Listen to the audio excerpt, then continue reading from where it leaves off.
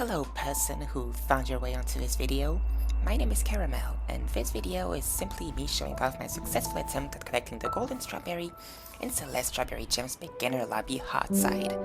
Now, if you somehow find your way here without knowing what a Strawberry Gem beginner lobby hot side is, Strawberry Gem is a mod released in 2023 for Celeste. It's a huge mod that was created over the course of like 2 years by 350 plus people, I believe. It's honestly kind of nuts that it even exists. But the mod itself is divided into 5 different lobbies with various maps of different difficulties. And this is the beginner lobby, so the easiest of these lobbies. The beginner lobby is comprised of 21 maps, since once you've done every single map, you unlock the hot side, which is what we see right here. The hot side itself is kind of a compilation, a final test of the lobby, and it's a compilation of every single map in the lobby. So there were 21 maps in the beginner lobby, so this is a hot side with 21 checkpoints. Now, this is still the beginner lobby, so obviously it's not too difficult, at least compared to the absurdity that you find in the harder lobbies. But still, since I'm going for the golden strawberry, I do need to do the entire thing without dying, which is still not trivial. So yeah, let's get straight into it. So yes, this is my successful attempt. In general, I don't actually have too much to say about these early checkpoints. They're not too difficult. So I want to briefly talk about why I decided to make this a video in the first place. Actually, the thing is, I've recently, like right now what I'm doing is, I'm actually tackling the Solar Express map, a map in the Grandmaster lobby, which is also on the hard list. The Celeste hard list is essentially a collection of maps that is so difficult that the Celeste community has taken it upon itself to record the names of every single person who's ever beaten one of them. And you technically don't need video proof to get your name on the hard list, but it's better to do so. And I figured that if I'm going to be recording my attempts through the Solar Express, I might as well record my attempts at the beginner hot side golden strawberry as well. And if I'm going to be recording my gameplay, I might as well record my voice too. So that's why you're hearing me right now. But let's actually talk about the gameplay we're seeing right now. This is flag number 19, I believe. This is, honestly, I'm very happy this flag shows up early in the hot side because it's honestly kind of stressful. You have to press a lot of buttons here. So yeah, if it happened a bit later, it would kind of be terrifying, but thankfully, since it's so early on, it doesn't really matter if you make mistakes. You don't lose too much progress. Now we're on to flag, I don't remember the number, and I can't actually see it because, as you can see, the entire map is invisible. Yeah, this flag is based on the map Seeing is Believing, and the gimmick, as you can see, is that you're supposed to essentially get guided by the little battling text bubbles that show up on the screen right now. And as you can see, I don't actually wait for these text bubbles, I kind of already know where to go. I guess that's a pretty good indication of how much I had to practice in order to get this golden strawberry, especially because I never actually specifically practiced Seeing and Believing flag. I just kind of picked up on it after doing so many attempts. I don't have too much to say about this current flag. However, this next upcoming flag, flag number 15, yes, flag number 15. The thing is, this flag is divided into 4 separate rooms, 2 of which rely on very precise positioning, and as such they can and will kill you.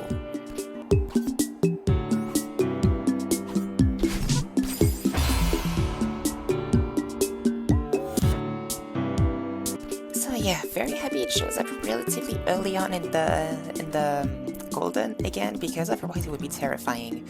Then for this final room right here, you're supposed to go all the way to the top left and use some gravity shenanigans, but instead I'm just going to do this wave dash. It looks a bit scary because you're pretty close to the spikes, but from experience it's honestly really consistent. I've pretty much never died to it in practice, so surely I've never died to it with a golden strawberry, right?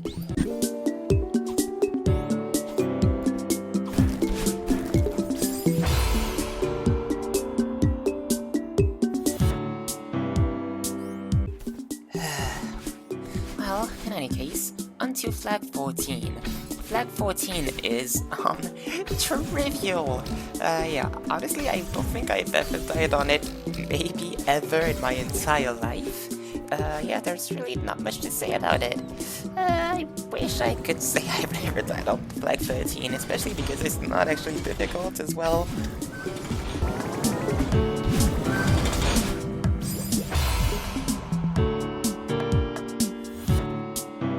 Yeah, something that you'll probably figure out as we get further in is that when you have your golden strawberry with you, you tend to die to some very, very stupid things you would never die on any circumstance ever otherwise.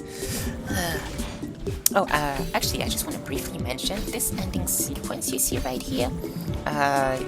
You're supposed to jump out of these little honey blocks, but because I've messed it up a couple of times before, I'm actually using 2 jump buttons, and I'm pressing both of them at slightly different timings to make sure that at least one of my jump inputs will register properly. This is flag number 12, I believe, based on the map Loopy Lagoons, and it's not too... Okay, I was going to say it's not too difficult, but again, I am currently tackling the Solar Express on the hard list, so I feel like my view of difficulty is kind of a little bit skewed right now.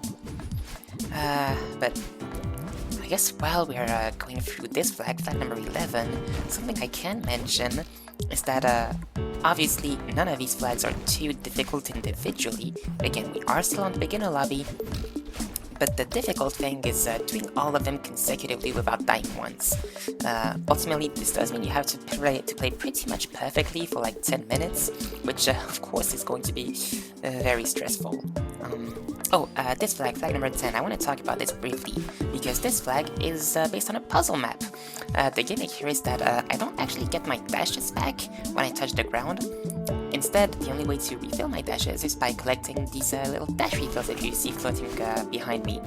It takes all 3 of them in order to get your dashes back, so I make sure to leave this one so that I can get my dash refills at an opportune time. And this orb actually freezes every object in the entire map and unfreezes them as soon as I lose my dashes. So here I make sure I run out of dashes when I'm between these 2 gates, and this allows me to get through. Then we have flag number 9. Now this is one of the flags I was honestly pretty worried about before I started practicing, but once I actually started to practice, I figured out that it was actually kind of pretty easy to make it very consistent. You can honestly just hold left or right and only press dash at the right time, and your positioning kind of works out. You don't have to adjust too much. Now, flag number 8. This flag, I thought it would be kind of easy when I started getting into it, but turns out it was a bit trickier. But actually, let me just highlight the music for a little bit while we are here. Yeah, the music in this mod is honestly really phenomenal. I think the Celeste Strawberry Jam artist is literally my top artist on Spotify for the year 2024, and I think this is a pretty good example as to why, like, listen to that saxophone, it's so good. In any case, flag number 7. Flag number 7 is terrifying. It heavily features these core blocks, which by themselves are kind of a little of an awkward mechanic, so anything with them is always stressful. And, oh my god, I actually almost died there. I didn't even notice while I was playing. My head was literally touching the spikes. Well, in any case, on to flag number 6. I forget the name of this map, unfortunately, but the main gimmick is that this map is a dashless map, so you don't actually have any dash here. Instead, the main gimmick is that when you collect these little floating arrows, you get a mid-air double jump. The number of double jumps you have at any given time is indicated by the little dot that is floating over my head, but unfortunately when you touch the ground, which I just did right there, you lose them, so you have to carefully manage yourself in order to make sure they don't touch the ground. And when you touch these little golden arrows, you get 3 mid-air double jumps. So here I just kind of manage my mid-air double jumps carefully to make sure that I have enough double jumps to make it through the end of this room. This room isn't too hard, so naturally I never died here.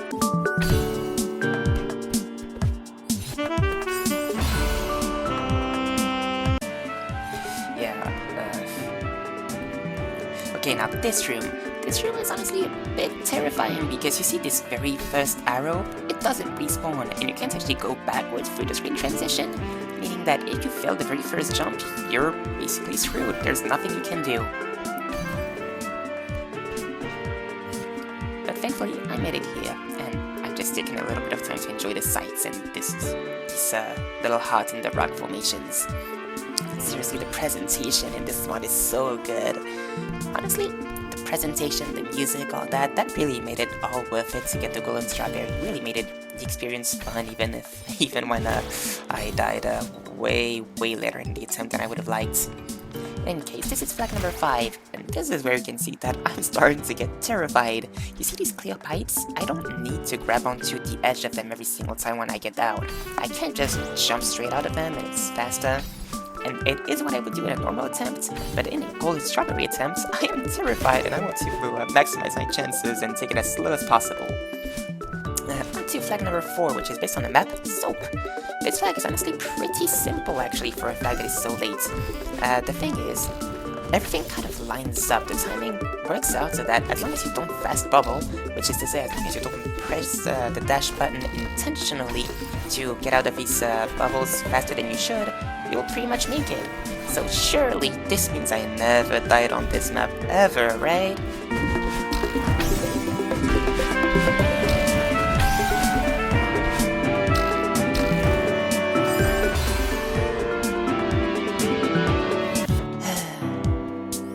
Well, at least it only happened once, right?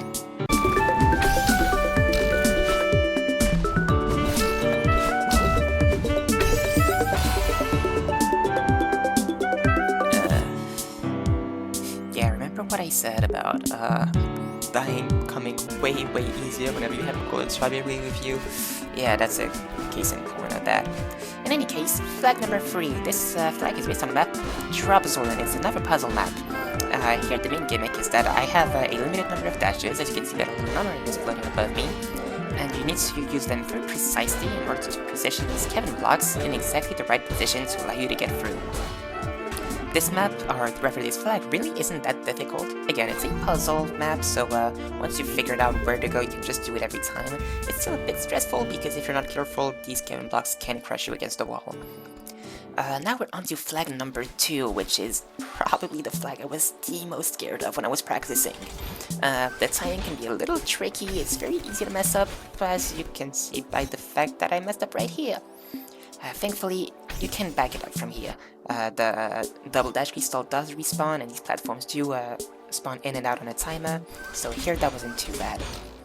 But yeah, these final jumps honestly are a bit scary, but thankfully we made it through, and now we only have one flag left. The flag for the map known as Paint. Paint ordinarily is probably the most famous flag in all of Strawberry Jam. It's really good, but here I'm not really enjoying the sights as I'm playing this because my heart is pounding. Again, as you can see, I literally just played perfectly for like 10 minutes, and I really don't want to mess it up now. Thankfully, the flag itself is not that difficult once you've taken the time to learn the cycles. So yeah, as you can see, I am playing this very safe. I've taken a lot of time to make sure I have a consistent strat for every single one of these obstacles, because again, I really don't want to die when I'm so late in an attempt. Yeah, again, like I could have just dashed right there, but I decided to wait an additional cycle, just play it a little safer. And now that I'm here, we're basically done. As soon as I interact with this battling orb, we're done. There is nothing left that can kill us in the beginner lobby hot side. So all we have to do is just a little bit of movement, and we'll be done. Although, before we leave, I do want to, of course, pay my respects to the flag. Trans rights are human rights. But yeah, with that, this was my attempt at collecting the golden strawberry in the beginner lobby hot side. So as soon as I get this hot ultra, we are done.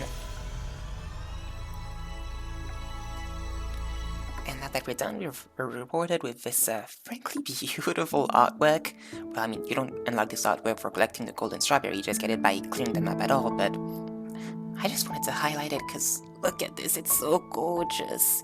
Like seriously, this entire mod is so good, it's so gorgeous. It's so incredible that it exists. I'm so happy that Strawberry Jam exists, it's really incredible. So yeah, that's it from me. So maybe I'll see you guys later when I try my hand at the Golden Strawberry for the intermediate lobby hot side, or when I actually finally manage to beat the Solar Express. So yeah, see you.